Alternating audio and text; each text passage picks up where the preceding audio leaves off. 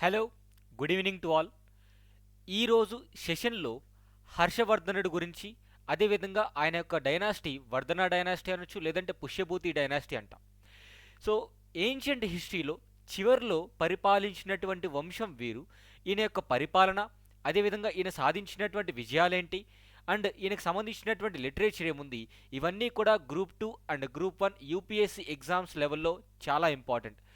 ఒక ఇబ్బందికరమైనటువంటి విషయం ఏంటంటే, హర్షవర్ధనుడి గురించి మనకి సోర్సెస్ అంత అద్భుతంగా ప్రతి చోట కూడా దొరకదు. ఈ వీడియో రాబోయేటువంటి 30 మినిట్స్ మొత్తం కూడా మీరు చూసినట్టయితే హర్షవర్ధనుడి గురించి అండ్ ఆయనకు సంబంధించినటువంటి ఎవ్రీ డీటెయిల్ నేను ఇక్కడ చెప్పబోతున్నాను. ఈ వీడియో అసలు స్కిప్ చేయొద్దు. అదేవిధంగా ఈ వీడియో మొత్తం కంప్లీట్ అయిన తర్వాత నేను వైవా టెస్ట్ లాగా కూడా కండక్ట్ చేయడం జరుగుతుంది. సో కొన్ని క్వశ్చన్స్ నేను అడిగిన తర్వాత కమెంట్ బాక్స్లో మీ యొక్క ఆన్సర్స్ కూడా రాసేటువంటి ప్రయత్నం చేయండి.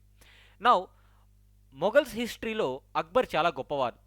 ఎందుకంటే 16 సంవత్సరాల వయసులోనే రాజ్యాన్ని చేపట్టి కన్సాలిడేట్ చేసుకోవడం జరిగింది.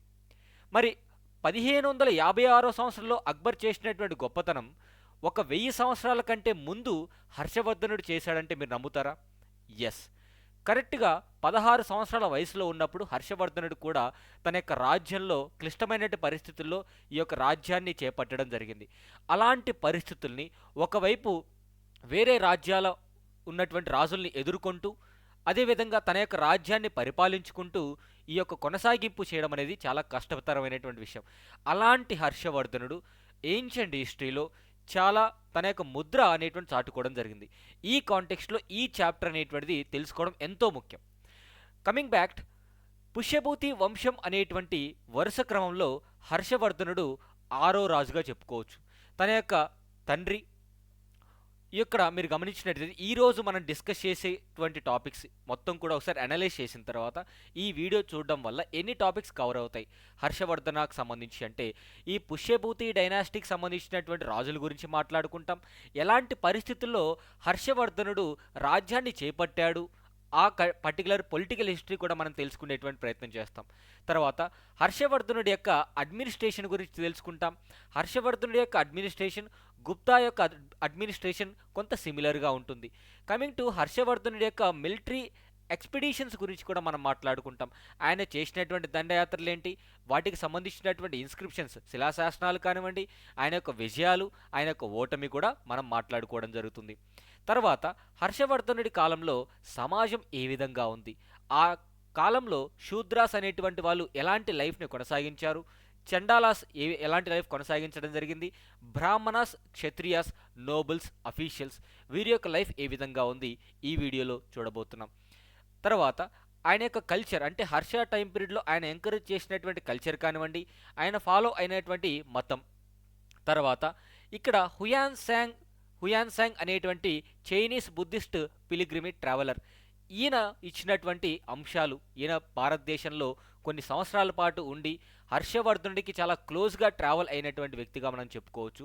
ఈయన ఇచ్చినటువంటి కొన్ని ఇన్పుట్స్ కూడా మనం డిస్కస్ చేసుకుంటాం. ఎగ్జామినేషన్ పాయింట్ ఆఫ్ వ్యూలో చాలా ఇంపార్టెంట్. తర్వాత పుష్యభూతి డైనాస్టీ అనేటువంటిది, అంటే హర్షవర్ధనుడు చనిపోయిన తర్వాత భారతదేశం ఏ విధంగా విచ్ఛిన్నమైపోవడం జరిగింది, especially northern part of India ఏ విధంగా విచ్ఛిన్నమైపోవడం జరిగింది.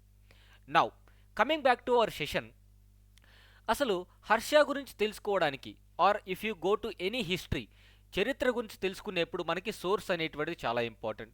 మరి హర్ష గురించి తెలుసుకోవడానికి ఇంపార్టెంట్ సోర్సెస్ ఏంటి అంటే, 2 సోర్సెస్ ద్వారా హర్షవర్ధనుడి యొక్క పరిపాలన కానివ్వండి, హర్షవర్ధనుడి యొక్క మిలిటరీ ఎక్స్పెడిషన్స్ అనేటువంటివి చాలా ఇంపార్టెంట్గా తెలుస్తాయి.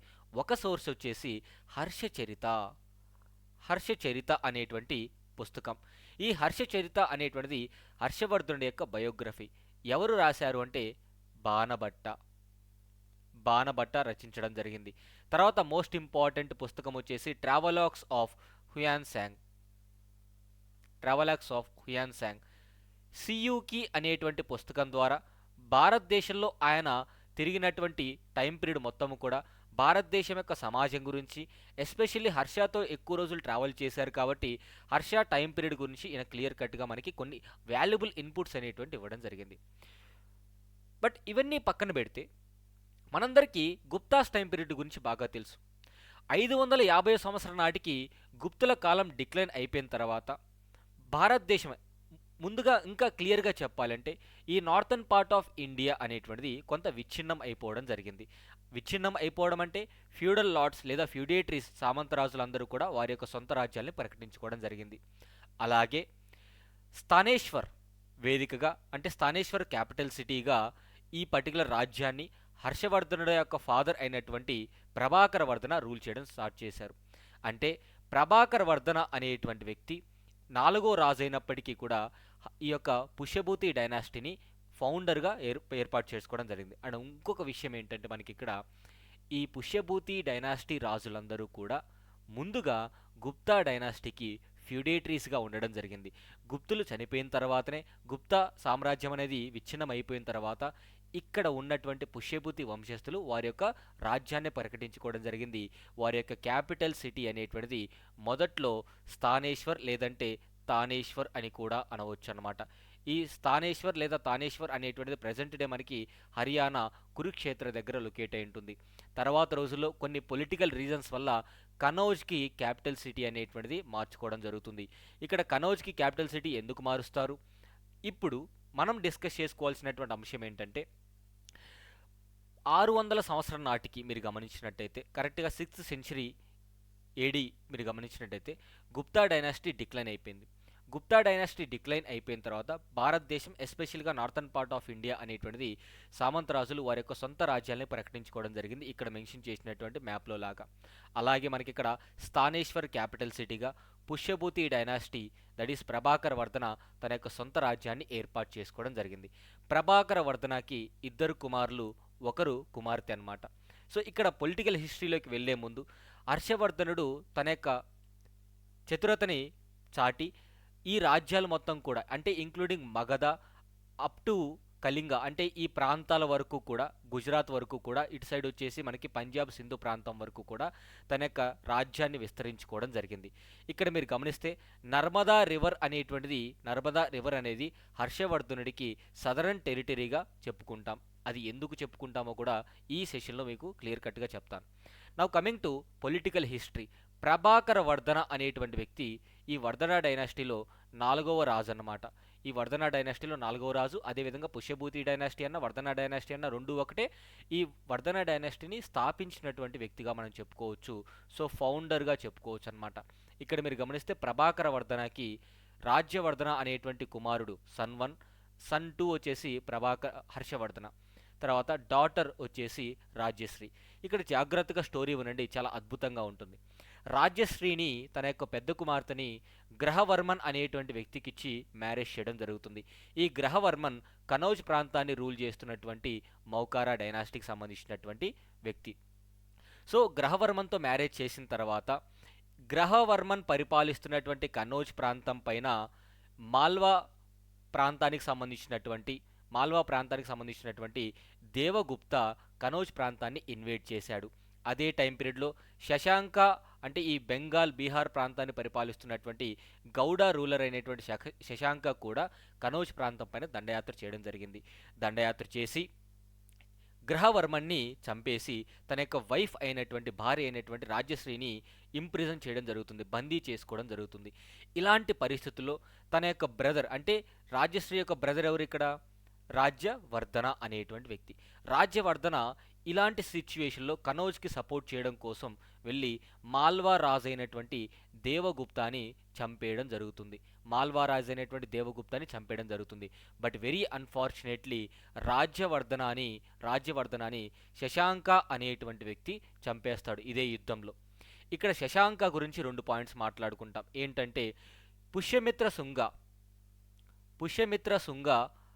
తర్వాత ఈ శశాంక అనేటువంటి వ్యక్తి బోధి ట్రీని నరకడం జరుగుతుంది. సో బోధి చెట్టుని నరికినటువంటి ఇద్దరు రాజులు ఎవరంటే ఒకరు పుష్యమిత్ర శుంగ, అదేవిధంగా శశాంక అనేటువంటి రాజులు అన్నమాట. చాలా చాలా ఇంపార్టెంట్గా గుర్తుపెట్టుకోవాలి ఇది. అంటే హీఈస్ ఎగెనెస్ట్ టు బుద్ధిజం అని చెప్పుకోవచ్చు. సో ఇలాంటి పరిస్థితుల్లో అంటే తన యొక్క బావగారైనటువంటి గ్రహవర్మన్ని చంపేశారు, తన యొక్క ఓన్ బ్రదర్ అయినటువంటి రాజ్యవర్ధనాన్ని కూడా చంపేశారు. ఇప్పుడు ఎలాంటి పరిస్థితుల్లో అయినా సరే శశాంకాని కనౌజ్ ప్రాంతం నుంచి తరిమి కొట్టి తన యొక్క సిస్టర్ అయినటువంటి రాజ్యశ్రీని విడిపించుకోవాలి.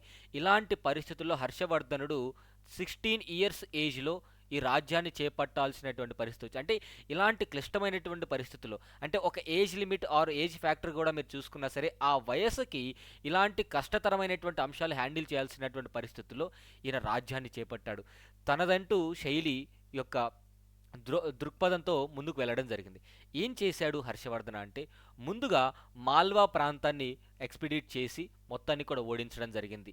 తర్వాత శశాంకాని మొత్తం కనౌజ్ ప్రాంతం నుంచి తరిమి కొట్టడం జరిగింది. శశాంకాని కూడా తరిమి కొట్టడం జరిగింది of గౌడవ dynasty.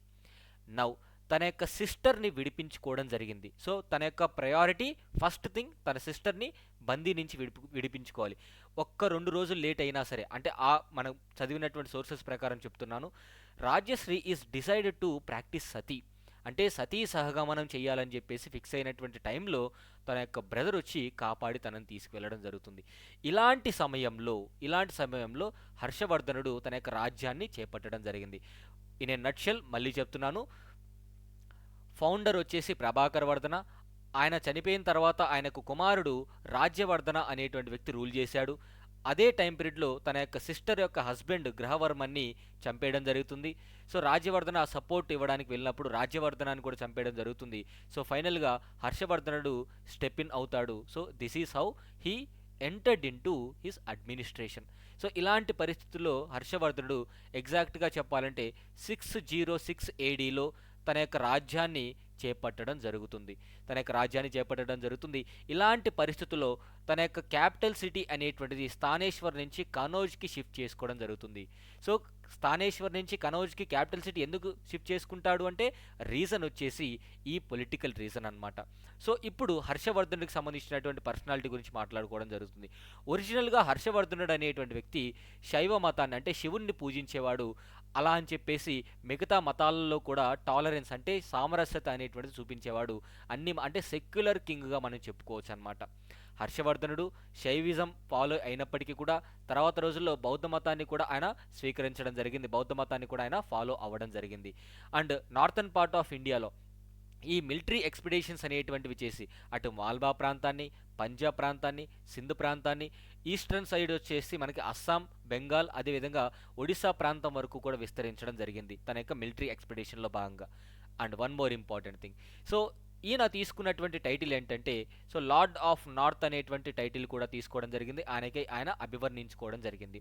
So lord of north అనేటువంటి టైటిల్ మనకి ఆ రోజుల్లో ఉన్నటువంటి ఇన్స్క్రిప్షన్స్ ప్రకారం సకల ఉత్తర పాతనాథ, ఎలా ప్రొనౌన్స్ చేయాలంటే సకల ఉత్తర పాతనాథ అనేటువంటి టైటిల్ ఈయన తీసుకోవడం జరిగింది. బట్ వెరీ అన్ఫార్చునేట్లీ ఈయన ఆ టైటిల్ తీసుకున్న తర్వాత పులకేసి టూ, బదామిష్ చాళుక్యాస్ రాజు అయినటువంటి పులకేసి టూ ఈయనతో యుద్ధం చేసి హర్షవర్ధన్ను ఓడించడం జరిగింది. ఆ అంశాలన్నింటినీ కూడా ఐహోల్ ఇన్స్క్రిప్షన్లో మెన్షన్ చేయడం జరిగింది. సో ఇలాంటి అంశాలనేటువంటి మాట్లాడుకుందాం.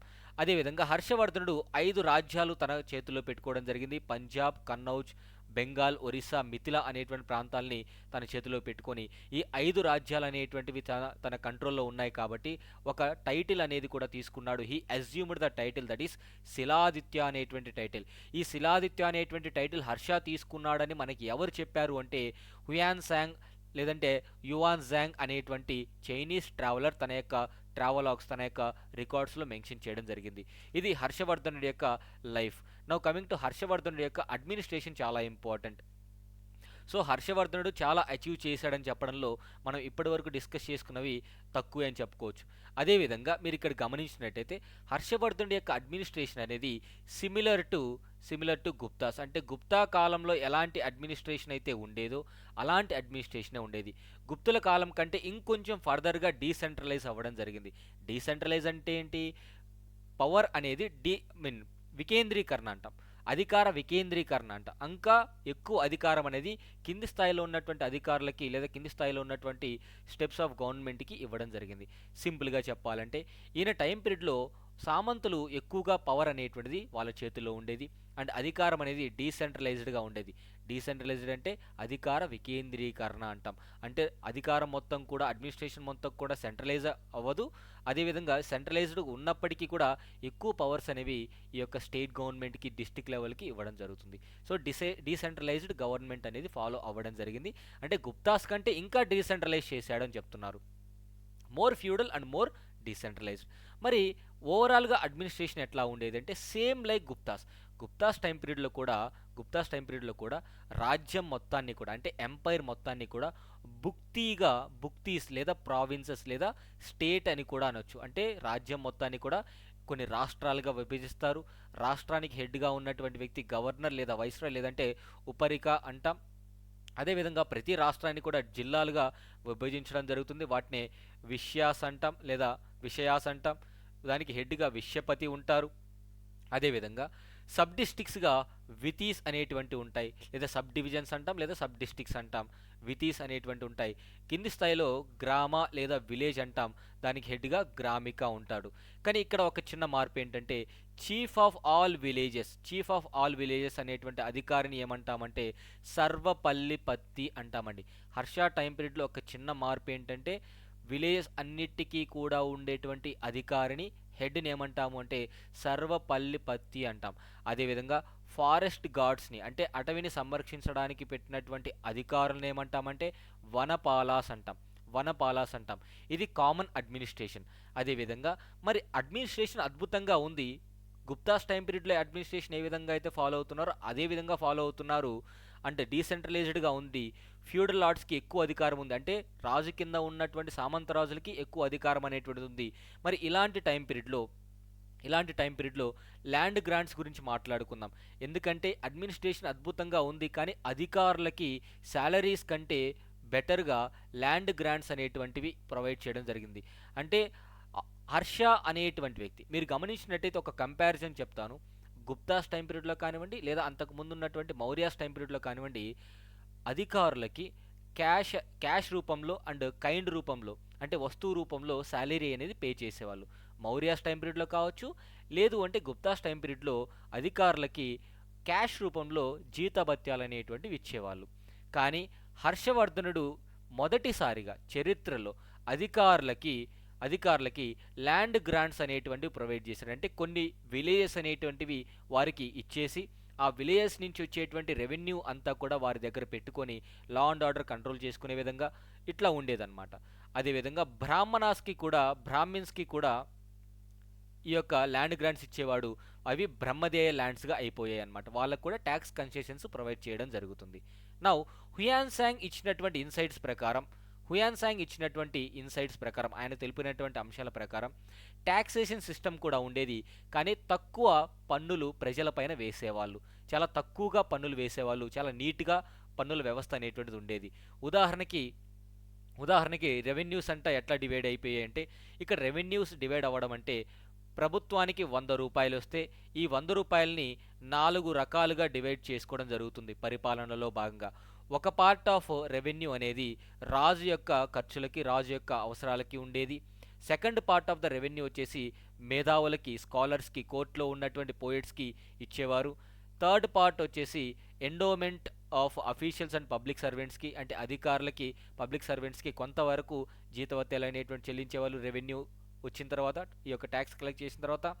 ఫోర్త్ పార్ట్ అనేటువంటిది ఈ యొక్క మతపరమైనటువంటి అవసరాల కోసం 4వ భాగం ట్యాక్స్ అనేది యూజ్ చేసేవాళ్ళు. అంటే హర్షవర్ధను ప్రభుత్వానికి 100 రూపాయలు ఇచ్చినట్టయితే 25 రూపాయలు రాజుకి, 25 రూపాయలు స్కాలర్స్కి, మరొక 25 రూపాయలు ఈ యొక్క అఫీషియల్స్కి, ఇంకొక 25 రూపాయలు మతపరమైన, అంటే ఇక్కడ మతపరమైనటువంటి అంశాలకి 1/4 of his expenditure or 1/4 of his income ఖర్చు పెడుతున్నాడంటే కల్చరల్గా ఆయన ఎంత స్ట్రాంగో, ఎంత పార్టనైజ్ చేశాడో, ఎంత అభివృద్ధి చేశాడో మనం చెప్పుకోవచ్చు అనమాట. సో ఇది అడ్మినిస్ట్రేషన్కి సంబంధించినటువంటి అన్ని అంశాలు చాలా ఇంపార్టెంట్గా గుర్తుపెట్టుకోండి. అధికారులకి జీతభత్యాల బదులు ల్యాండ్ గ్రాంట్స్ ప్రొవైడ్ చేసేవాళ్ళు. అదేవిధంగా బ్రాహ్మణాస్కి కూడా ల్యాండ్ గ్రాంట్స్ ప్రొవైడ్ చేయడం జరుగుతుంది. మోస్ట్ ఇంపార్టెంట్ నెక్స్ట్ వచ్చేసి మనకి మిలిటరీ. సో ఈయన యొక్క మిలిటరీ యాక్చువల్గా మీరు గమనించినట్టయితే హర్షవర్ధనుడి యొక్క ఆర్మీ కూడా చాలా హ్యూజ్ ఆర్మీ అని చెప్పుకోవచ్చు. 4 విభాగాలుగా ఆర్మీ అనేది ఎక్స్పాండ్ అవ్వడం జరిగింది. ఉదాహరణకి ఆర్మీ కన్సిస్టింగ్ ఆఫ్ ఇన్ఫాంట్రీ అంటే వెపన్స్, స్పియర్స్, ఇవన్నీ బాణాలేసేటువంటి గ్రూప్ ఉంటారు. కెవెలరీ అంటే గుర్రపు స్వారీలతో చేసేటువంటి వాళ్ళు ఉంటారు. అండ్ రథాలకు సంబంధించినటువంటి ఆర్మీ సపరేట్గా ఉంటుంది, ఎలిఫెంట్స్ అంటే చతురంగ బలగా మనం చెప్పుకోవచ్చు. మీరు గమనించండి, చతురంగ బల అనేటువంటిది మొదటగా ధననందు టైం పీరియడ్లో ఉండేది. తర్వాత మౌర్యాస్ కంటిన్యూ చేశారు, గుప్తాస్ కూడా కంటిన్యూ చేయడం జరిగింది. అండ్ హర్ష కూడా ఈ మిలిటరీని అంతే స్ట్రాంగ్గా కంటిన్యూ చేశాడు. ఎవరి దగ్గర అయితే ఎక్కువగా మిలిటరీ ఉంటుందో వారు ఎక్కువగా రాజ్యాలను విస్తరించుకోవచ్చు, ఎక్కువగా ల్యాండ్ రెవెన్యూ అనేటువంటిది రావడం జరుగుతుంది. నౌ లార్జ్ ఆర్మీ అనేటువంటిది ఉండేది. అంటే తన దగ్గర స్టాండింగ్ ఆర్మీ ఉంటుంది. అంటే హర్షవర్ధనుడి దగ్గర లార్జ్ ఆర్మీ ఉంటుంది. అవసరానికి తగ్గట్టుగా కాంట్రిబ్యూటరీ ఫోర్సెస్ కూడా వచ్చేవి. అంటే అవసరానికి తగ్గట్టుగా ఏ ప్రాంతం పైన అయినా దండయాత్ర చేయాలనుకున్నట్టయితే ఆర్మీ సరిపోలేదంటే తన తన దగ్గర సామంతుల నుంచి కూడా ఆర్మీ సపోర్ట్ వస్తుంది. అదేవిధంగా ట్రైబల్స్ నుంచి కూడా ట్రైబల్ ఆర్మీ సపోర్ట్ కూడా అవసరానికి తగ్గట్టుగా సప్లిమెంటరీ ఫోర్సెస్గా వస్తూ ఉంటాయి. సో కాంట్రిబ్యూటరీ ఫోర్సెస్ అంటే అవసరానికి తగ్గట్టుగా వస్తూ ఉంటాయి. తర్వాత మిలిటరీ క్యాంప్స్ని ఏమంటారు అంటే స్కందవరాస్ అంటామండి, which is very very important. హిస్టరీలో మనకి ఎప్పుడైనా గుర్తుపెట్టుకోండి, టర్మినాలజీ అనేది చాలా కీలకంగా మారుతుంది. సో స్కందవరాస్ అంటే అర్థం ఏంటంటే మిలిటరీ క్యాంపులని స్కందవరాస్ అంటాం. ఇక్కడ హర్షవర్ధనుడు చేసినటువంటి దండయాత్రలో మొదటిది అండ్ చాలా ఇంపార్టెంట్ దండయాత్ర ఏంటంటే గుజరాత్ ప్రాంతాన్ని పరిపాలిస్తున్నటువంటి అంటే ఈ వల్లభీ కింగ్ అయినటువంటి ధృవసేన టూని ఓడించడం జరుగుతుంది. ఓడించిన తర్వాత తనని సామంతరాజుగా చేసుకుంటాడు. అంటే ఎవ్రీ ఇయర్ ట్యాక్స్ కట్టాల్సినటువంటి అవసరం ఉంటుంది. సో అట్లా ఇలా ఓడించినట్టు అంటే హర్షవర్ధనుడు వల్లభీ రాజు అయినటువంటి ధృవసేనని ఓడించినట్టు నౌసారీ కాపర్ ప్లేట్ ఇన్స్క్రిప్షన్లో మెన్షన్ చేయడం జరిగింది. Which is very very important. So Navsari copper plate inscription అనేది ఎక్కడ ఉందంటే గుజరాత్లో ఉంది. ఇది ఎగ్జామినేషన్ పాయింట్ ఆఫ్ వ్యూలో చాలా ఇంపార్టెంట్. నెక్స్ట్ మోస్ట్ ఇంపార్టెంట్, ఎన్ని దండయాత్రలు చేసినటువంటి హర్షవర్ధనుడు Pulakeshi two belongs to Badami Chalukyas. So ఇక్కడ బదామి చాళుక్య రాజు అయినటువంటి పులకేసి టూ చేతుల్లో హర్షవర్ధనుడు ఓడిపోవడం జరుగుతుంది. So Pulakeshi two such a strong person on the banks of river Narmada. So Narmada నది ఒడ్డున జరిగినటువంటి యుద్ధంలో పులకేసి టూ చేతుల్లో హర్షవర్ధనుడు ఓడిపోతాడు. ఓడిపోయిన తర్వాత వారి మధ్య జరిగినటువంటి ఒప్పందంలో భాగంగా అక్కడ ఏముంటుందంటే నర్మదా నది అనేది వీరిద్దరికీ కూడా బార్డర్గా చేసుకోవడం జరిగింది. అంటే హర్షవర్ధనుడు నర్మదా రివర్ దాటి అటు సైడ్కి రాకూడదు. ఇంకా ఎక్స్పెడిషన్స్లో భాగంగా ఏం చూసుకున్నా నార్థన్ పార్ట్ ఆఫ్ ఇండియానే చూసుకోవాలి. ఈ తర్వాత ఏం జరిగిందంటే హర్షవర్ధనుడికి ఒక టైటిల్ అని చెప్పాను కదా, సకల ఉత్తర పాదనాథ అనేటువంటి టైటిల్ ఉంది. ఈ టైటిల్ని పులకేసి టూ అధిరోహించాడు. ఎందుకంటే తన చేతుల్లో ఓడిపోయాడు కదా. మరి హర్షవర్ధనుడు ఓడిపోయిన తర్వాత నార్థన్ పార్టీకి రాజుగా ఎట్లా అవుతాడు? సో నార్థన్ కింగ్ మొత్తాన్ని కూడా నేను ఓడించాను కాబట్టి ఈ సకల ఉత్తర పాదనాథ అనేటువంటి టైటిల్ నాకు అని ఆయన స్వీకరించడం జరిగింది. ఇది ఒక మోస్ట్ ఇంపార్టెంట్. ఈ అంశాలన్నీ కూడా మనకు ఎట్లా తెలుస్తున్నాయంటే ఐహోల్ ఇన్స్క్రిప్షన్, కర్ణాటకలో ఉన్నటువంటి ఐహోల్లో వేసినటువంటి ఇన్స్క్రిప్షన్. ఈ ఐహోల్ ఇన్స్క్రిప్షన్ ఎవరు ఆథర్ చేశారు, ఎవరు రాశారు అంటే రవికృతి అనేటువంటి వ్యక్తి రాయడం జరిగింది. సో ఇది ఆయనకు సంబంధించినటువంటి మిలిటరీ ఎక్స్పెడిషన్. మరి హర్షవర్ధనుడు ఎంత గొప్పగా పరిపాలించాడు, ఆయన యొక్క సమాజం ఎంత అద్భుతంగా ఉంది, అడ్మినిస్ట్రేషన్ ఎంత అద్భుతంగా ఉందన్నప్పుడు ఆ కాలంలో వర్ణ వ్యవస్థ ఉండేదా? మరి శూద్రాస్ పరిస్థితి ఏంటి, చండాలాస్ పరిస్థితి ఏంటి, క్షత్రియ బ్రాహ్మణ వారి యొక్క జీవన ప్రమాణాలు పెరిగాయా? ఇవన్నీ కూడా సమాజంలో మనం తెలుసుకుంటాం. అంటే హర్షవర్ధనుడు పరిపాలించినటువంటి టైం పీరియడ్ వచ్చేసి 606 AD నుంచి సమ్వేర్ అరౌండ్ 647 వరకు ఆయన రూల్ చేయడం జరిగింది. ఆర్ 643 టైం పీరియడ్ మీరు చూసుకోవచ్చు. సో ఈ టైం పీరియడ్ వరకు రూల్ చేయడం జరిగింది. ఇలాంటి టైం పీరియడ్లో ఆయన దాదాపుగా ఒక 40 సంవత్సరాలు రూల్ చేశాడు. 40 సంవత్సరాలు రూల్ చేసిన తర్వాత ఈ సమాజం అనేది పరిస్థితులు ఎలా ఉన్నాయో ఒకసారి చూద్దాం. బ్రాహ్మిన్స్ యొక్క పరిస్థితులు, అదేవిధంగా క్షత్రియ యొక్క పరిస్థితులు అనేటువంటివి పెద్దగా మెరుగుపడలేదు, కానీ సింపుల్ లైఫ్ జీవించేవాళ్ళు. సో బ్రాహ్మణాస్ అదేవిధంగా క్షత్రియాస్ యొక్క లైఫ్ అనేది సింపుల్గా ఉండేది. కాకపోతే హర్ష టైం పీరియడ్లో ఎక్కువగా ప్రాధాన్యత ఎవరికి ఇచ్చారంటే నోబుల్స్, అంటే మేధావులు, అదేవిధంగా ప్రీస్టులు. సో ఈ యొక్క పూజారులు ఉంటారు కదా, వారికి లగ్జరియస్ లైఫ్ అనేటువంటిది వారికి ప్రొవైడ్ చేయడం జరిగింది. అదేవిధంగా శూద్రాస్ యొక్క లైఫ్ ఎట్లా ఉంది అంటే శూద్రాసు అగ్రికల్చరిస్టులుగా సెట్ అయిపోవడం జరిగింది. వారి యొక్క స్టేటస్ కొంత ఇంప్రూవ్ అయింది అని చెప్పుకోవచ్చు.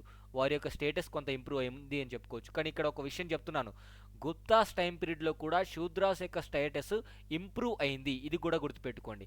గుప్తాస్ టైం పీరియడ్లో లాగానే హర్ష టైం పీరియడ్లో కూడా శూద్రాస్ యొక్క స్టేటస్ ఇంప్రూవ్ అయింది అని చెప్పుకోవచ్చు.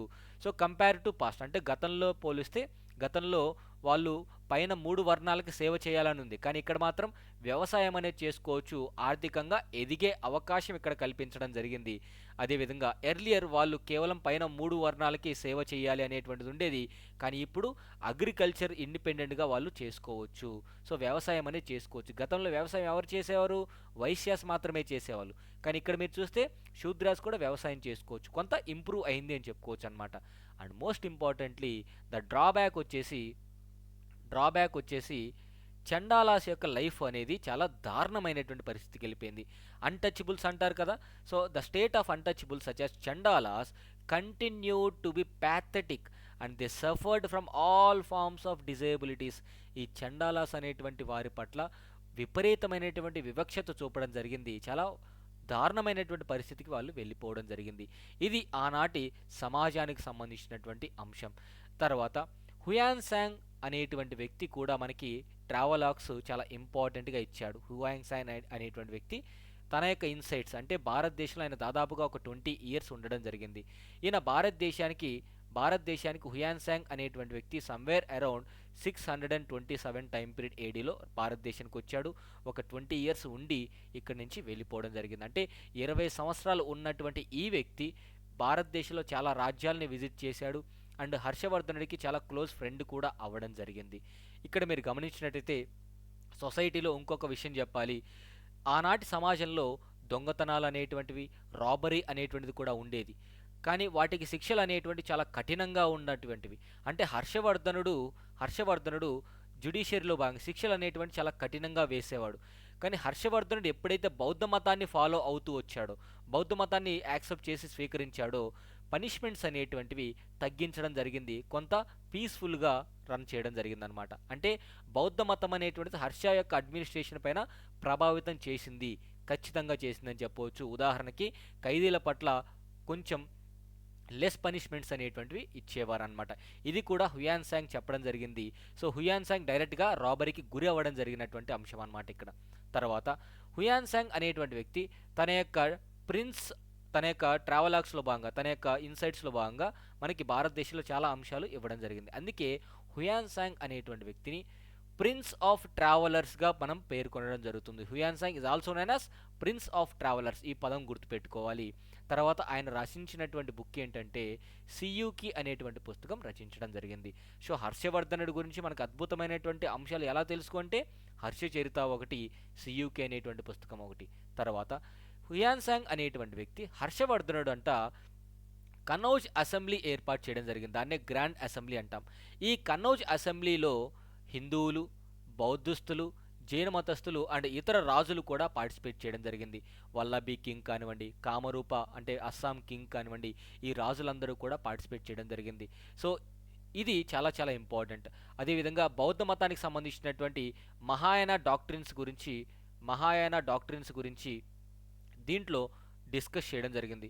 సో మహాయానకు సంబంధించినటువంటి బౌద్ధ మతానికి సంబంధించినటువంటి అంశాలు ఈ యొక్క గ్రాండ్ అసెంబ్లీ లేదా కనౌజ్ అసెంబ్లీ అంటాం. ఈ కనౌజ్ అసెంబ్లీ ఎప్పుడు జరిగింది? 643 సిఈ అన్న ఏడి అన్న ఒకటేనండి. సో హర్షవర్ధనుడు కనౌజ్ అసెంబ్లీ ఏర్పాటు చేశాడు. ఈ కనౌజ్ అసెంబ్లీ 643లో ఏర్పాటు చేశాడు. ఈ అసెంబ్లీకి బౌద్ధ మతస్థులు, హిందువులు, జైనులు పార్టిసిపేట్ చేయడం జరిగింది. ఇతర రాజ్యాలకు సంబంధించినటువంటి రాజులు కూడా పార్టిసిపేట్ చేయడం జరిగింది. ఈ అసెంబ్లీలో, ఈ మీటింగ్లో మహాయాన బుద్ధిజానికి సంబంధించినటువంటి అన్ని అంశాలు డిస్కస్ చేయడం జరిగింది. తర్వాత మహామోక్ష పరిషత్ అనేటువంటిది ప్రయాగ్రాజ్ లేదంటే అలహాబాదులో నిర్వహించడం జరిగింది.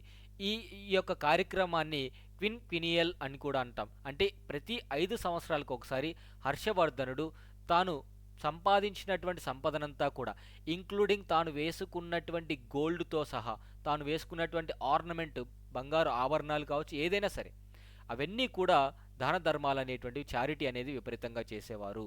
చారిటీ అనేటువంటిది బాగా చేసేవాళ్ళు అనమాట. సో మహామోక్ష పరిషత్ అనేటువంటిది ప్రతి 5 సంవత్సరాలకు ఒకసారి అలహాబాద్ వేదికగా ఏర్పాటు చేసి పేదలందరికీ కూడా దాన ధర్మాలు చేసేవారు. సో మళ్ళీ ఫస్ట్ నుంచి కూడా ఆయన యొక్క ఎర్నింగ్ స్టార్ట్ చేసేవారు అనమాట. అండ్ కమింగ్ టు లిటరేచర్, హర్షవర్ధనుడి టైం పీరియడ్ అనేటువంటిది లిటరేచర్కి ఎంతో ప్రధాన ఆ, పాత్ర పోషించడం జరిగింది. ఆయన ఎంతో లిటరేచర్ని ఎక్కువగా లవ్ చేసేవాడు అనమాట. లిటరేచర్ని ఎక్కువగా లవ్ చేసేవాడు. సో ఇక్కడ మీరు గమనిస్తే హర్ష హిమ్సెల్ఫ్ రోట్ 3 డ్రామాస్. ఈ మూడు కూడా సాంస్క్రిట్ లాంగ్వేజ్లో రాయడం జరిగింది, which is very very important. హర్షవర్ధనుడు, ప్రియదర్శిక, అదేవిధంగా రత్నావళి, నాగనంద. ఈ నాగనంద ఎందుకు ఇంపార్టెంట్ అంటే, నాగనంద అనేటువంటిది జిముతనాథ ఆర్ జిముత వాహన అనేటువంటి బోధిసత్వకు సంబంధించినటువంటి స్టోరీ అన్నమాట. సో ఈ మూడు బుక్స్ హర్షవర్ధనుడు తనకు స్వయంగా రాయడం జరిగింది కాబట్టి ఆయన లిటరేచర్ పైన ఎంత ఇష్టం ఉందో మనకు చెప్పుకోవచ్చు అనమాట. అదేవిధంగా ఆయన సొంతంగా రెండు ఇన్స్క్రిప్షన్స్లో ఏమేం మ్యాటర్ రాయాలి అని చెప్పేసి ఆయన సొంతంగా టెక్స్ట్ అనేది ప్రిపేర్ చేయడం జరిగింది.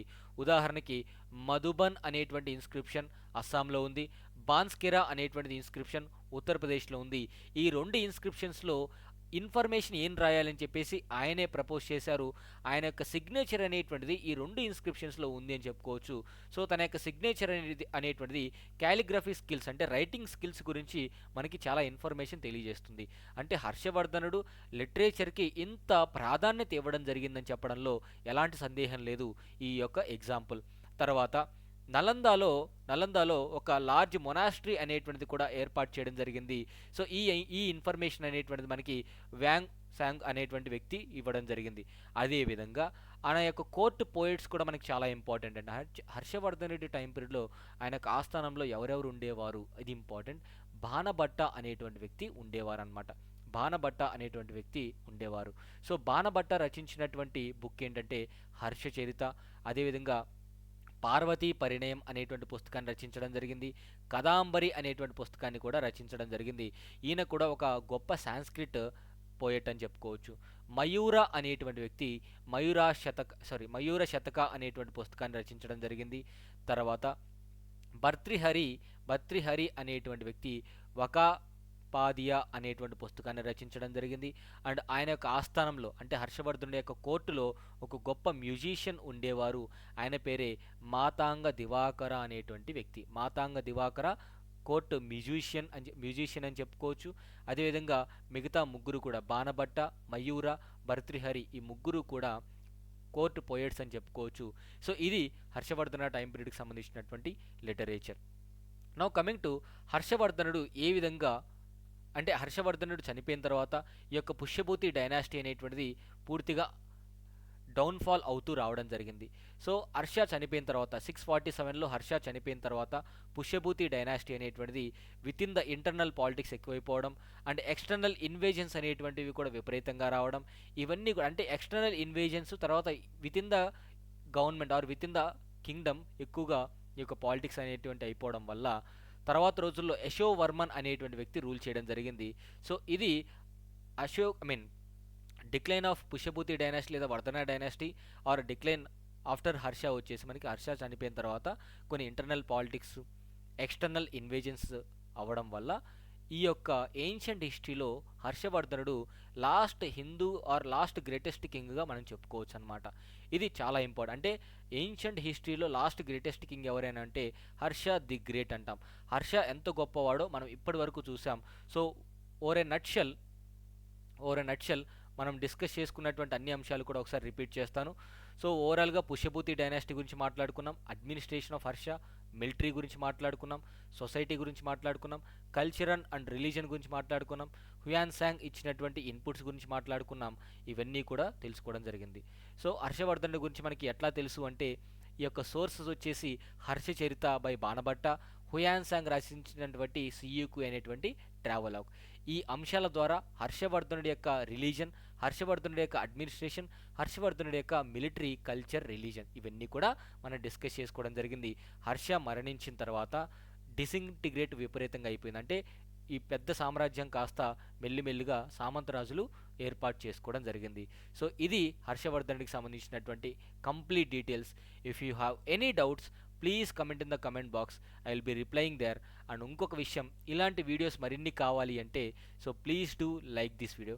Thank you so much, have a nice day, bye.